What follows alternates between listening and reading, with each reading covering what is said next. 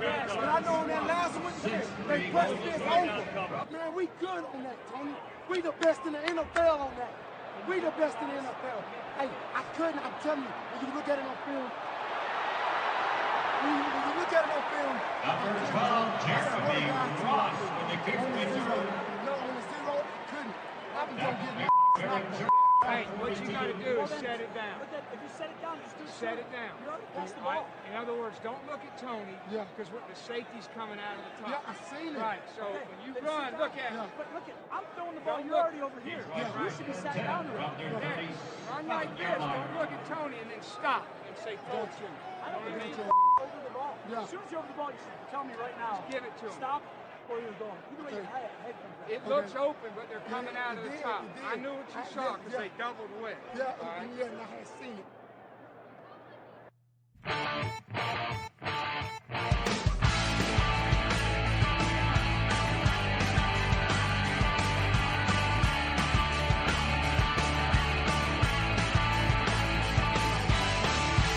You are listening to Offensive Lines with Marlon and Boyd. Small stakes NFL gambling for the average fan. Welcome to Offensive Lines, the pick show with Marlon. That's me. I'm Boyd. And, that's me. I love that Dez Bryant clip. I mean, his meltdown at the end of the game may be something different, but that was just a receiver arguing.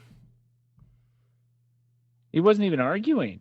He was encouraging almost to the point of it was blown way out of proportion. Yeah. And how did Dez Bryant become such a douchebag? Yes, he beat up his mom. In my opinion, from his history, maybe she deserved it.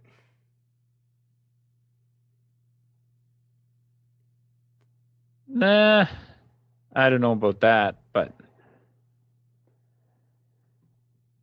where are you going with this? I'm just saying, how did he become the absolute disaster? There are people in the NFL who have killed people. Suddenly, with a relatively clean record of felonies, Dez Bryant was determined to be the worst person on the planet. I do not see what he's done to be that. If a wide receiver yells at his quarterback and screams on the sidelines, it doesn't seem to me to be a particularly terrible thing.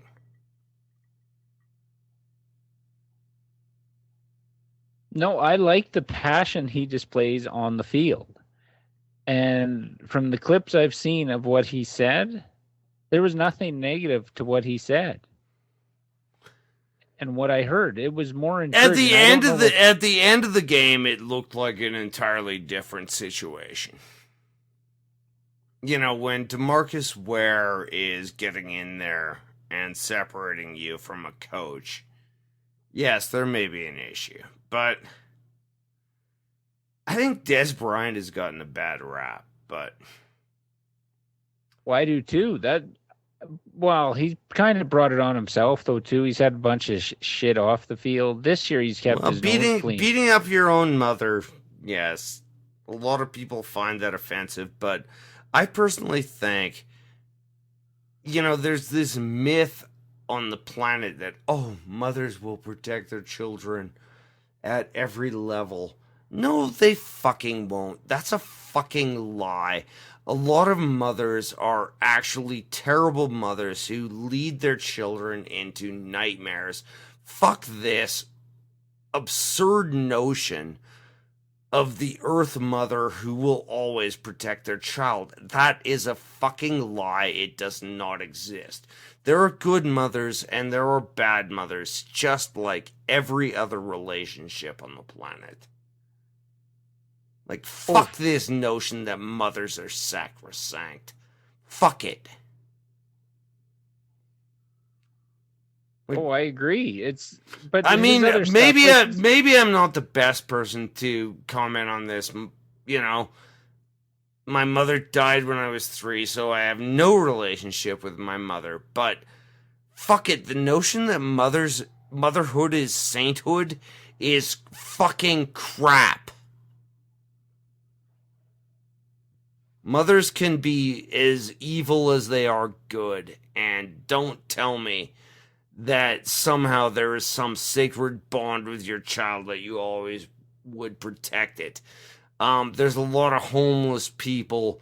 There's a lot of abused and destroyed children out there who would tell you that their mother didn't do fuck. Anyway, on to the games. that was a Marlon rage. No, bullshit. Calling all mothers saints is crap. There are good mothers and there are bad mothers. Just like anything else in the fucking world. There are good ones and bad ones. I'm tired of this. Oh, no mother would let their child do this. No, you see that perspective because you're a good mother. But you know what? There are plenty of evil mothers out there. Oh, so back to football. Sorry, I don't know why I went off on that tirade. Well, no, Des Bryant's been given a bad rap over this instance. Right? Well, and all instances. I mean, he was asked if his mother was a prostitute by Jeff Ireland.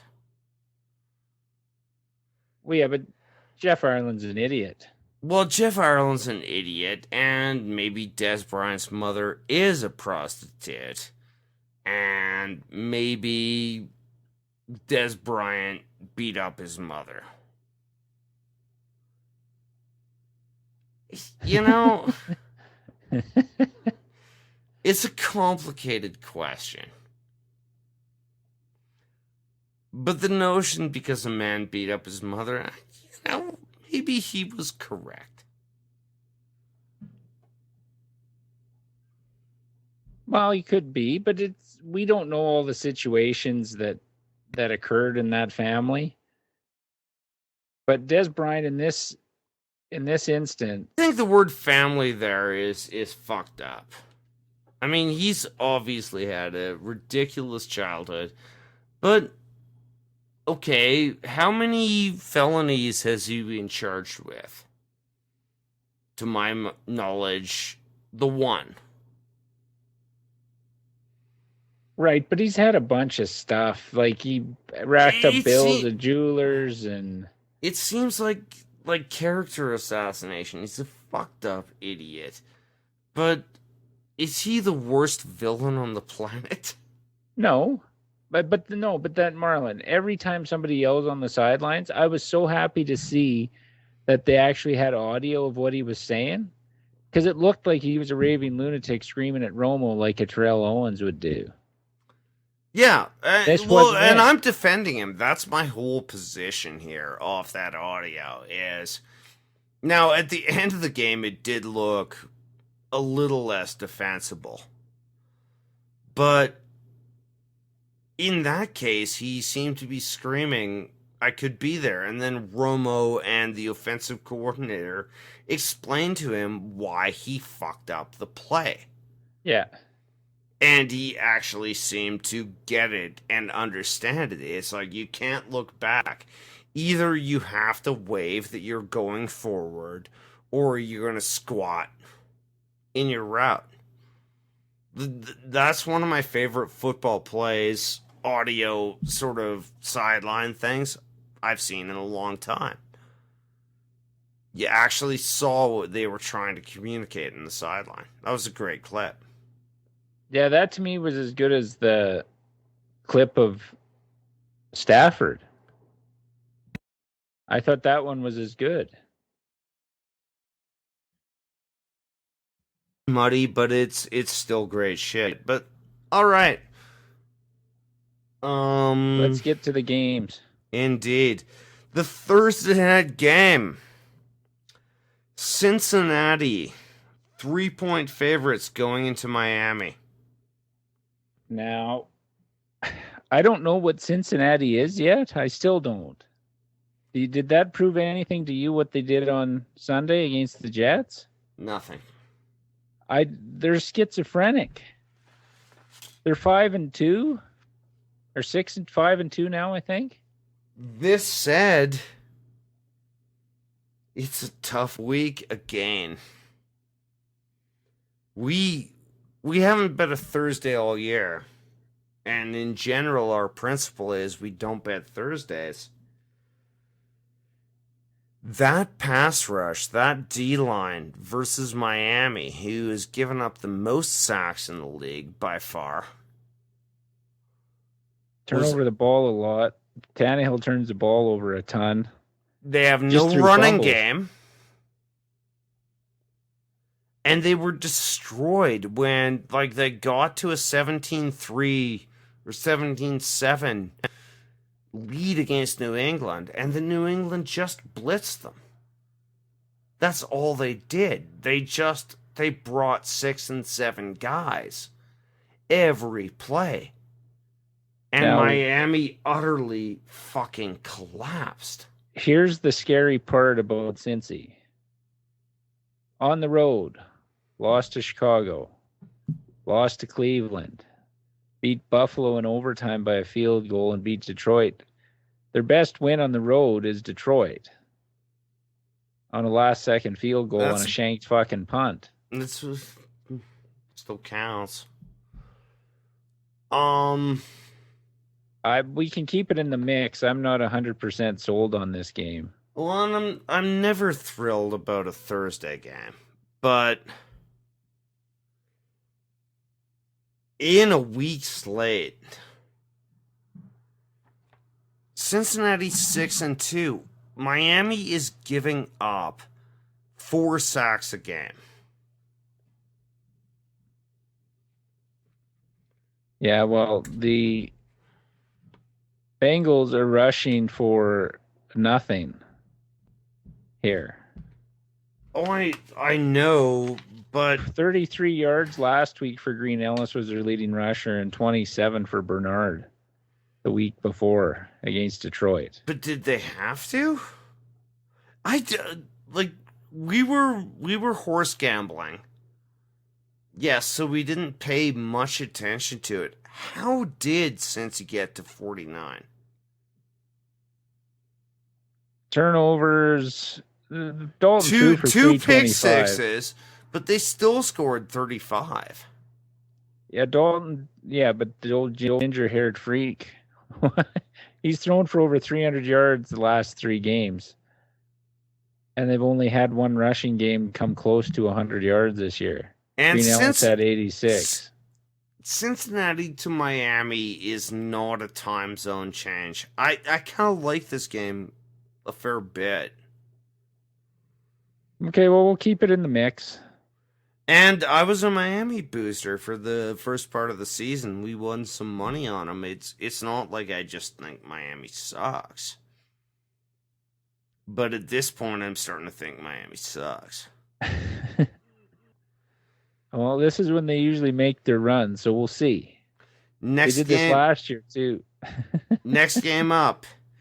Atlanta at Carolina. Atlanta is plus 7.5. I don't mind Carolina in this game if it was 6.5. Yes. You summarized that. The half point, even if it was 7.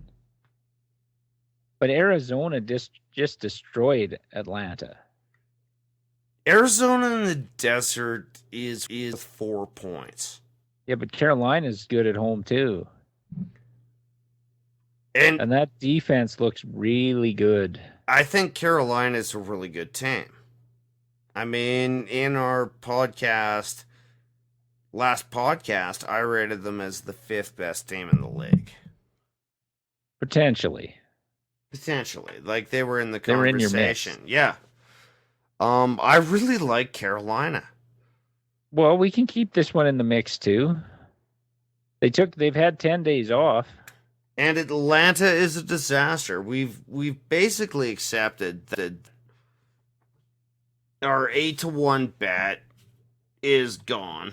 That's fine. I've got no illusions about keeping that bet in there. No, but Cincy and Dallas are looking okay. Yeah. No, I'm not saying we're wrong. Futures bets are futures bets, you know? What can you do with them? I really like Carolina. Well, we'll keep it in the mix. I think they're capable of containing Harry Douglas. And what else does Atlanta have now? Nothing. Tony Gonzalez, that's it. And he's only performing, like, he refuses to say that he wants to be traded out. Well, it's too late now anyway. Trade deadline passed today. So it's over. No more talk of that. There's one trade. The Patriots got an offensive lineman from Philly. Well, that's the way it Big always deal. is. All these teams with injuries and nobody makes a fucking trade. Collusion? Possibly. Never in this league. Never. Okay, so Carolina's in the mix. I don't mind that game either. Okay. Kansas City, -3 going into Buffalo. Nah, I don't want to touch this. Okay, I was going to veto it if you did. Now, Kansas City only wins by 3. I still think Kansas City wins this game. Probably. Okay, and actually we should summarize. I think both of us, for pool players, love Cincinnati. Yes. We love Carolina. And I like Kansas City in this one too. I do too, but Buffalo's defense isn't a slouch. They actually hung tough for a long time against New Orleans. But a rookie quarterback against that Kansas City defense. Yeah, no, I agree with it. I like Casey in this, but I don't want to bet it because I still think Casey is the softest 7-0 team I've seen in my life. 8-0. Oh, okay. All right. Next what do we got next? Minnesota +10 going to Dallas. Okay, pool players take Dallas. I don't want to bet this game. I know it might Green be Bay just forced destroyed them. into it. Minnesota is a freaking disaster. No, I know they're a disaster, but Dallas has a tendency to give up a lot of points as well. If we can't find anything, this the probably isn't isn't our worst. Last date at the bar. So to speak. No, this can be entertained, but I think there's better. I think there's better coming down the pipe here. Okay. Than relying on Dallas to cover 10. Yeah. They're 4-4 for a reason. Dallas, yeah. Yeah. So they're probably going to finish 9-7 or 8-8 and win the division by 2 games, but taking them as 10-point favorites. They always do double-digit favorites. Up. Yeah, like really, what has Dallas shown to be double-digit favorites? No, they always do something to fuck up. I could see them being up 13 and just give up that 2-minute drive touchdown at the end, and beat them by 6. That's a very fair point. All right, though, I'm going to take Dallas in pool play. Oh, yes, for sure. I don't trust Minnesota that much, but to bet on them, I don't trust Dallas that much. Fair enough. Good summary. Next up, we have the New Orleans Saints at the New York Jets. I like this one. 5.5 seems That seems low, doesn't it? Yeah, it does. It really Like, does. shouldn't this be like around where the Dallas game is? Or are they like factoring in the Jets play one good game, one bad game, one good game, one bad game all year? Or is it just colored because people like to bet the Jets? Are they one of these money teams? No, I think it has more to do with the Saints, how they play on the road. The Saints aren't a great road team. They're almost as schizophrenic as Seattle on the road. So, well, the Saints have lost one game, of course, the time we bet on them. And one of the most statistically absurd losses in history.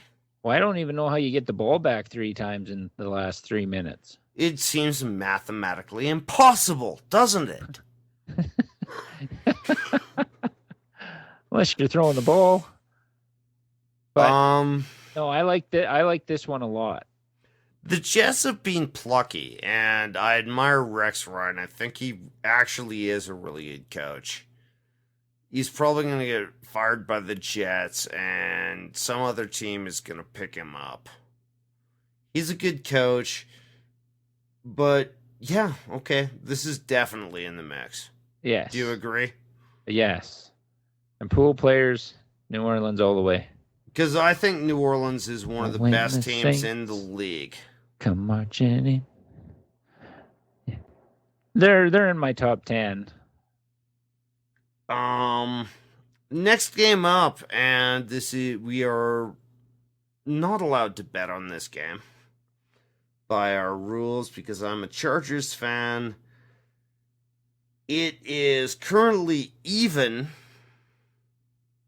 but the money line is closed. I am shit terrified of this game. How come? San Diego cannot control a running quarterback. He's not going to be a running quarterback. You saw it with Locker. You saw what he did. Just RG3 isn't running like that. He's not playing like that this year. And after the way he got beat up in Denver, they didn't even play him the fourth quarter. There's something going on. He grabbed his other knee. Yeah, I know. How much running do you think he's going to be doing? He's wearing a brace on one, and they held him out of the fourth quarter in his last game, and Shanahan comes out and says, oh, if he had to, he could have went back in. Well, we know how well that worked out for Shanahan the last time they did that to him. That's why he's wearing the brace now. Shanahan is the devil. He's got the same red skin.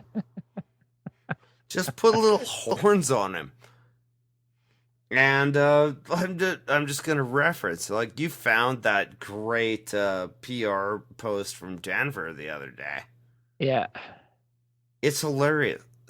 Shanahan is an actual evil person.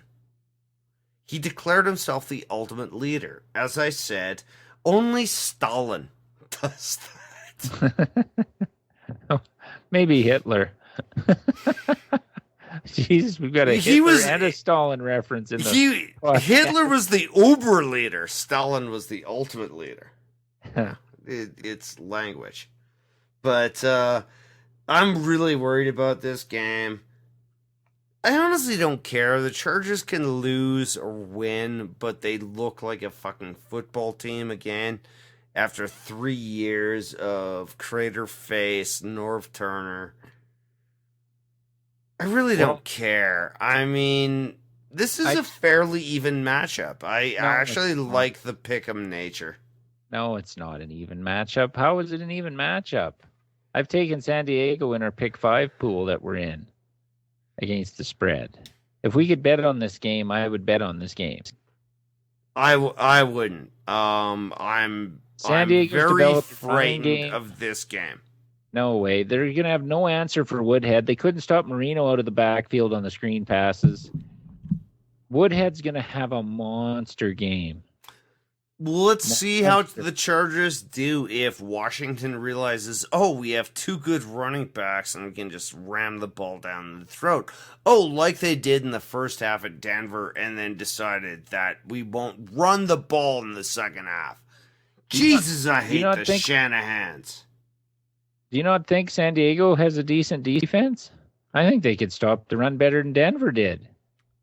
I don't think they do yet. It hasn't been proven, and in particular, it hasn't been proven against a mobile quarterback. It says it, Marlon. And the main reason I'm basing this is the way Locker tore them apart on the middle with his Griffin feet. isn't going to be running. They didn't allow anything to the Tennessee running game, and Griffin's not running. We'll see. It's the mobile quarterback that scares the shit out of me right now. Quarterback. How much did he run against? It's a terror game for me. Let's just call it that. Terror game. You gotta grow some sack there, buddy. That's fucking. If I were you, I'd be licking my chops waiting to watch this game. No, it's a terror game for me. I can't wait for the Tennessee defense to play in this next game. Oh, and here we are. Our next game up is Tennessee -3 at St. Louis. This is the game, if we weren't forbidden from betting, I've got this one in my pick 5 too, buddy. Oh, I don't blame you. I love this game. The Rams showed me great edge rushing against Seattle versus tackles who, and by the way, when your tackles are being destroyed by outside edge rushing, why don't you go to a 2 tight end set? They probably don't have any. Why don't you do that? Block them, beg them, throw one-on-one, or can Russell Wilson not hit man coverage? Like, what's the question? That Monday night game still bugs me. Well, just a gross football game. Oh, well, look at the one play they had. The defender took the wrong route to the ball on that Golden Tate touchdown. Oh, and it was underthrown by a solid 15 yards. So it was a lucky pass. Yeah. So, and that was 80 yards of their offense of 135. But anyway, I don't think St. Louis has the same fortune with the quarterback as they did against St. Louis. Tennessee's going to put up more than 135 yards. I also like it short week for St. Louis. Playing late on Monday night, playing early. The Seattle hangover. And that was the other reason. Because they usually knock the snot out of you. I love this game. How are your tackles? We're okay. And Locker can move.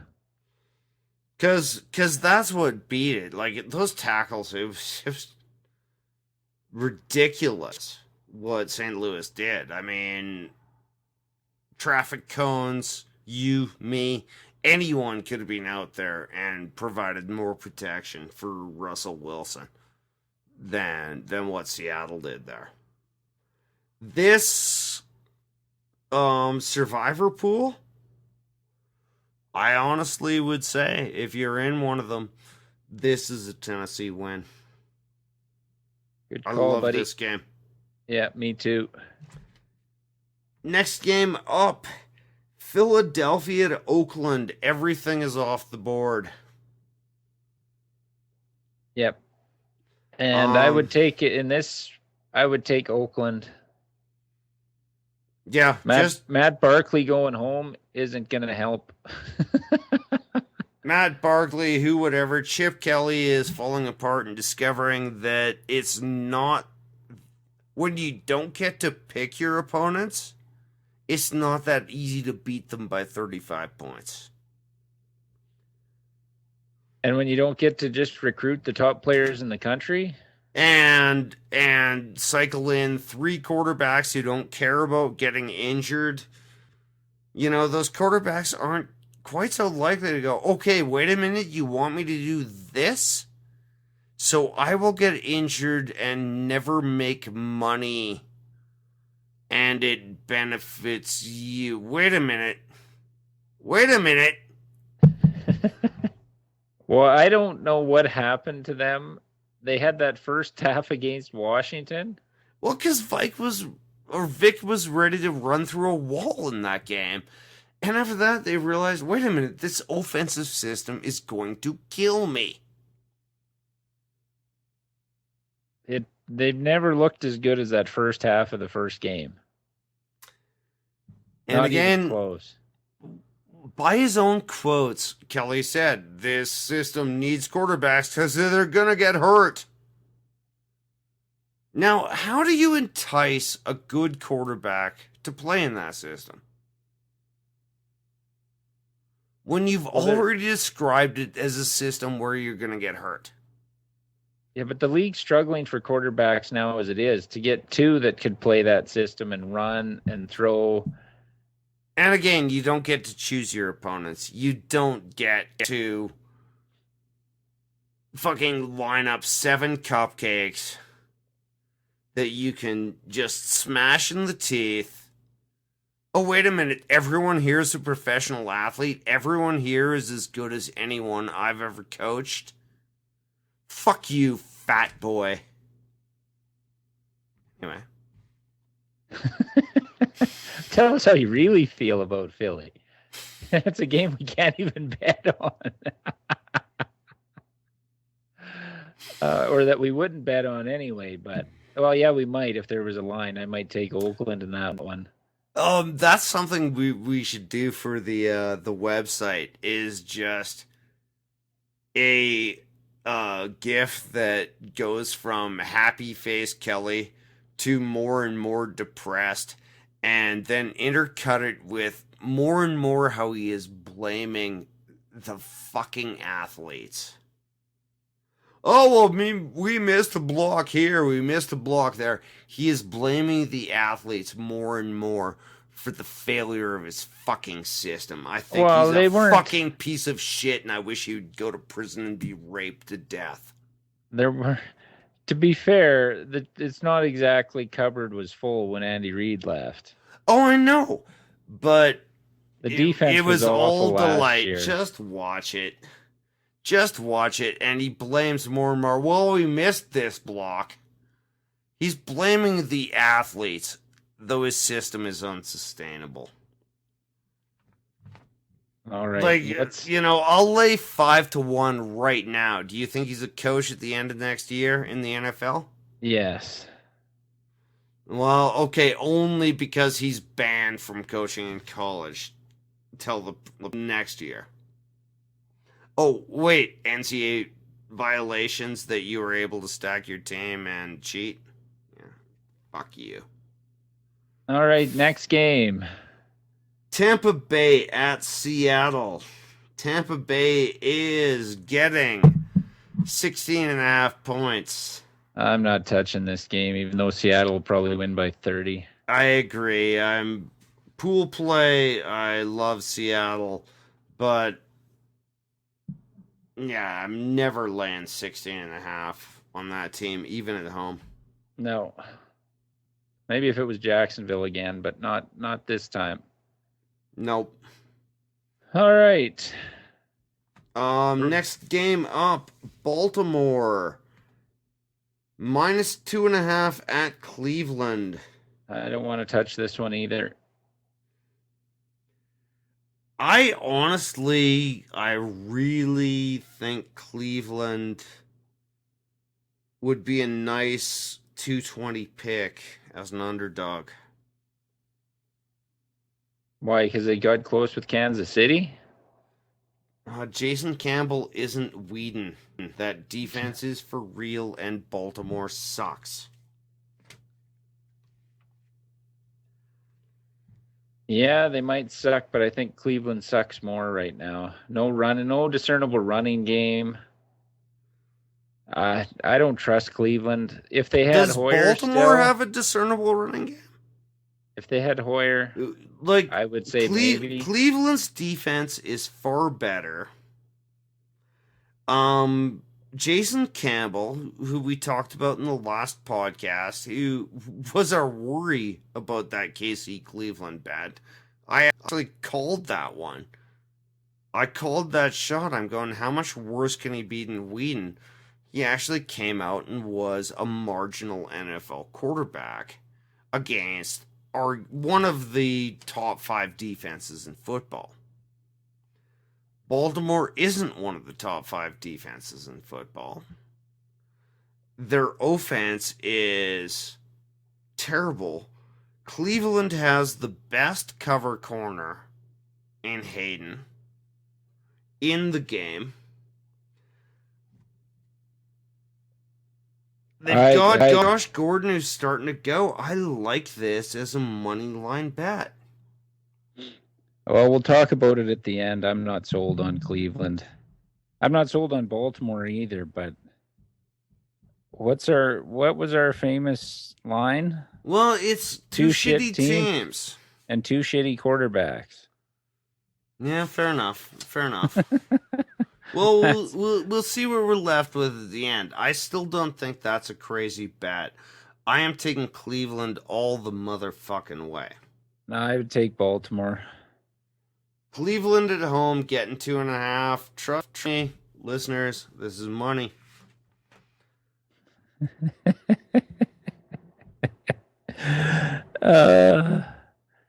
That's I can't see it, but this may have to call in to play veto power when we get to the end, but we'll see.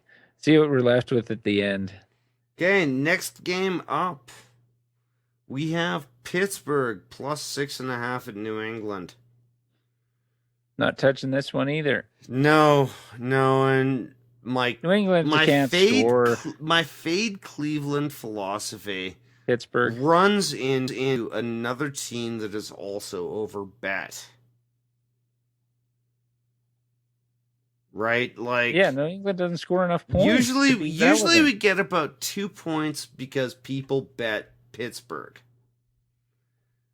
But we also get plus 2 points for New England. And so we're left with this nightmarish 6.5 point spread. Pittsburgh is that bad. I like New England in pool play all the way. Yeah, I would take New England too, just because Pittsburgh's that bad. It's not any faith in New England. I just think Pittsburgh's that bad. They really are. Okay, yeah, I take New England. Indy, minus 2.5 at Houston. Really? This is the one I really, really, really, really, really, really like. Can you tell I like it? Yeah, our 5-star picks have been shitty, but let's not stop them. I love this fucking game too. I think Indy is the best team in the NFL at this stage. Houston's defense is pretty good. Is it Case Keenum? They're hanging their hat a lot on that Kansas City game, but he was running for his life most of that game too. So, Indy on the road, defense is still pretty good. Well, for fantasy players, start T.Y. Hilton this week and every week going forward. And you may even want to pick up Fleener as a tight end after losing Reggie Wayne. That's going to be the main targets. And I think Donald Brown could see some significant action in this game. And on the Houston side, Tate and Foster are banged up. Yeah. So I don't know where the offense is coming in Houston. To me, it would have to be them pounding the ball about 40 times to win that game. And if your running backs, Kubiak was saying he had concerns about Foster and Tate today. So it'll be interesting to see what their status is come Friday or Saturday. But to have what we both consider the top team in the AFC for sure, and in the NFL, we both listed them. Or no, I had San Francisco, but I had Indy too.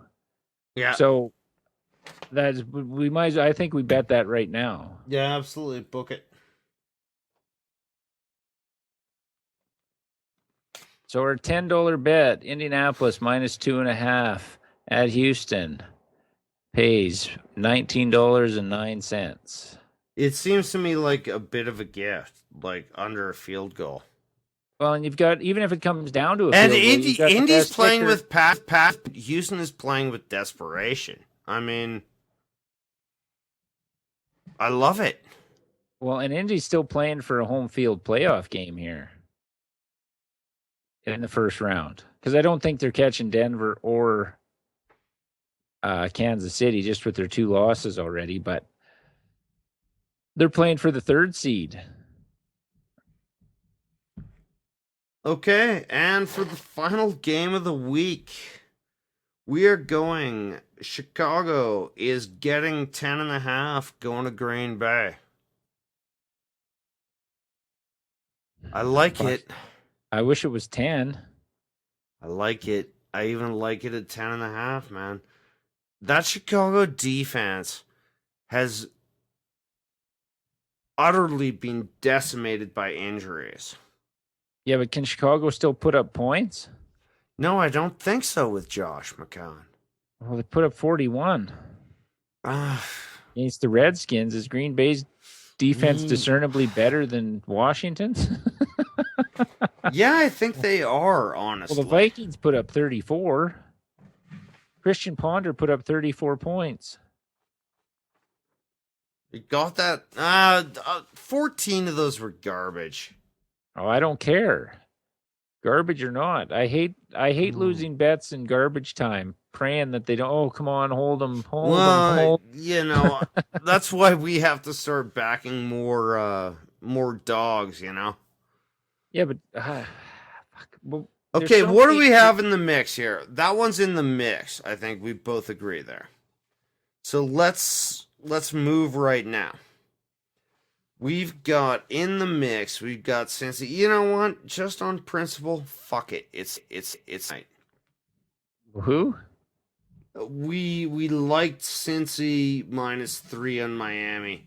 It's a Thursday night game. They're always sloppy. Stupid things happen. And we don't like Thursday night games. Fuck it on principle. We would have won a bet last week on the same principle. Fuck it. I still say oppose Thursday night. Don't gamble on Thursday night. Fuck Thursday night. Don't watch Thursday night. Spend time with your significant other. Male, female, transgendered, uttered. Spend time with your other.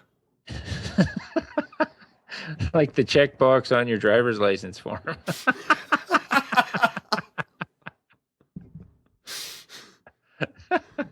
Okay, I think our other bet, our single bet, should be New Orleans and the Jets. It's a good challenge. I mean, this will really... I'm the big New Orleans Saints fan, the booster here among this partnership. If they can't do this at 5.5 with the Jets, that's I got to admit I'm wrong. Okay, well, let's bet it, because I think it's the best one on the board outside of Indy. So we have New Orleans -5.5 at New York Jets. $10 bet pays $19.09 again. It is booked. Now, the other ones. What's our parlay going to be? We have Atlanta, Carolina. 7.5 is a big bet. I don't like laying a favorite that hard. Well, I'll do a compromise with you. All right. We'll go Carolina -7.5, and I'll give you the Packers at -10.5. Too many favorites, it frightens me, but when you look at who they're playing and the quarterbacks they're facing, and the team, like Atlanta's been decimated with injuries, Chicago's been decimated with injuries, Houston's starting a rookie quarterback, New Orleans, in many people's minds, is one of the top 2 to 3 teams in the NFL. No, we've already bet them. No, I know, but I'm just saying that you're saying we're betting too many favorites, but the favorites we're betting on are playing teams with other factors in play. Okay. Like Chicago's fucking backup quarterback, Houston's a backup quarterback, Atlanta's lost about a third of their starters on offense and defense to injury. Their 2 starting wide receivers are out. I don't think we're wrong on playing these teams. And the Jets have a rookie quarterback. Like, we're betting against 2 rookie quarterbacks and 2 teams, one team with a backup in the Bears, and the Falcons have their 2 starting wide receivers out, 3 of their best defenders out. I don't think we're wrong for taking the favorites here. Okay. If Cleveland had Hoyer no, that's playing, solid. That's solid. And if Cleveland had Hoyer playing for them at quarterback, I would take them plus 120 against Baltimore.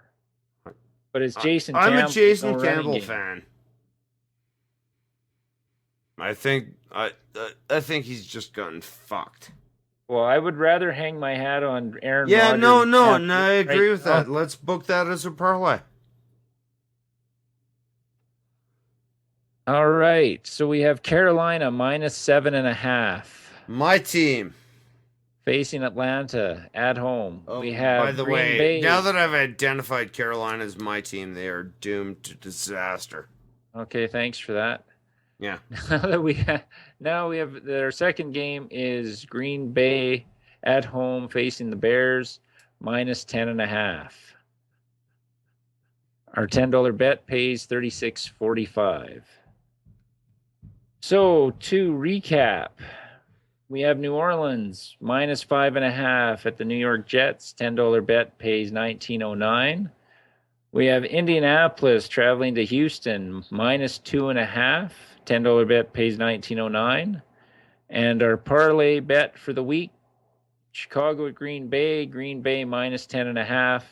Atlanta at Carolina minus 7.5. $10 bet pays $36.45. Now, if you want to check out the podcast, you can go to iTunes or Stitcher for your Android device and listen to it on our website, offensivelines.ca. Follow us on Twitter for any new blog posts or podcasts. Or if you want to check out Marlon's new column that'll be appearing every Friday, The World According to Marlon. He's going to take on issues affecting the NFL, or it could be anything that's stuck in his craw for the last 40-odd years. Definitely read. Look for us on Facebook.com/offensivelines. Give us some likes. That would be nice. And if you want to contact the show, send us an email, offensivelines@shaw.ca. I'm Boyd. I'm Marlon, and that was Offensive Lines this week. Degenerate fucking gambler.